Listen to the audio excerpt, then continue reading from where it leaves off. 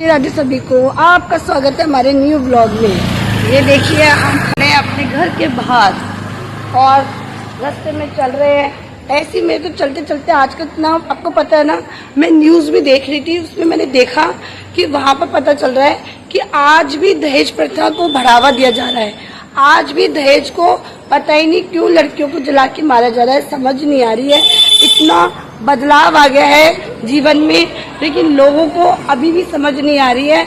ना तो मेरे हिसाब से दहेज देना सही है, ना लेना सही है।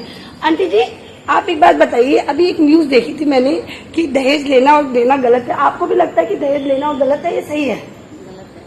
देखिए, ये भी यही बोल रही हैं कि गलत है, लेकिन फिर भी लोग मान ही नहीं रहे हैं।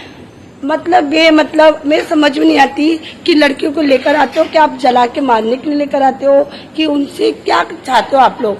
लेकिन फिर भी आजकल इस टाइम पे, जिस टाइम पे पूरा समाज बदल रहा है, सोच बदल रही है, लेकिन लोगों की सोच वही है।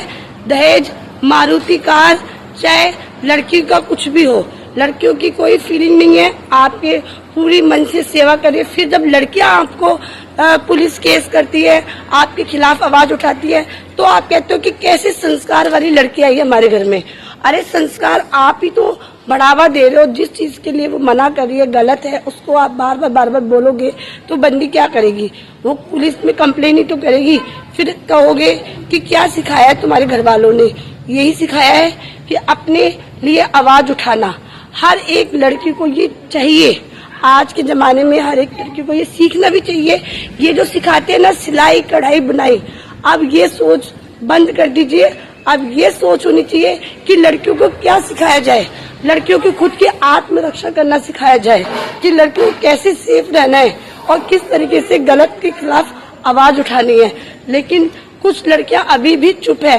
इससे अच्छी तो वो लड़कियां हैं जो अपने लिए आवाज उठाती हैं, सास ससुर को पूछती नहीं है। और क्या, क्योंकि जो चुप रहती है उसको तो आप जला के मार देते हो। इससे तो बेटर है ना कि जो जवान चलाती है वो ज्यादा अच्छी लगती है। जैसे आप हो वैसी आपको लड़कियां पसंद है, तो उसी हिसाब से माहौल बना रखा है आपने पूरा।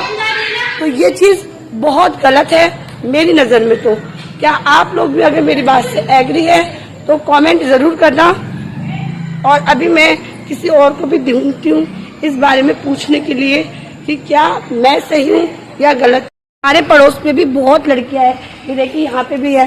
तो क्या आप भी अपने दहेज देने या लेने की साइड में हो क्या? आप भी नहीं, ना तो दहेज। आपके भी तो लड़का भी है ना सर? हाँ। तो आप दहेज लोगे लड़के से? नहीं।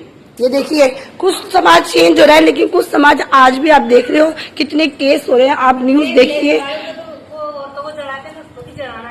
देखिए ये कह रहे हैं कि जो अभी हुआ है केस, उसमें जो भी मुजरिम है उसको भी यही सजा देनी चाहिए, टीट एंड टैट करना चाहिए, क्योंकि ऐसे नहीं समझेंगे कभी। देखिए लड़कियां, हम सब कहते हैं बेटी पढ़ाओ बेटी बचाओ।